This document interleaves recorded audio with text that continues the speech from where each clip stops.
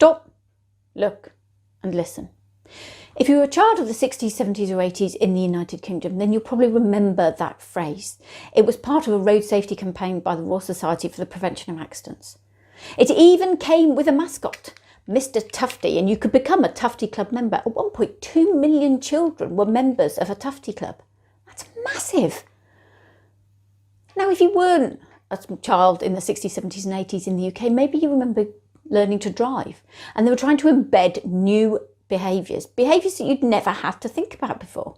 And I remember my driving instructor saying, mirror, signal, manoeuvre. Mirror, signal, manoeuvre.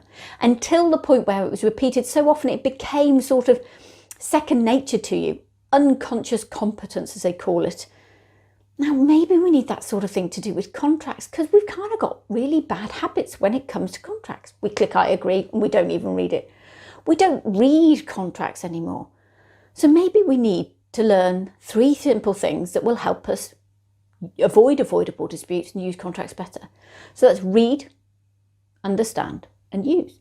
If we don't read a contract, we don't know whether we understand it. If we don't understand it, how on earth can we possibly use it, follow its procedures, follow its way of managing the project? So it's not until we read and understand that we can use it. And if we use it, well, we're at least setting ourselves up to avoid most of the avoidable disputes. If you don't know what it asks you to do, if you don't know what you're promising, how can you possibly comply with it?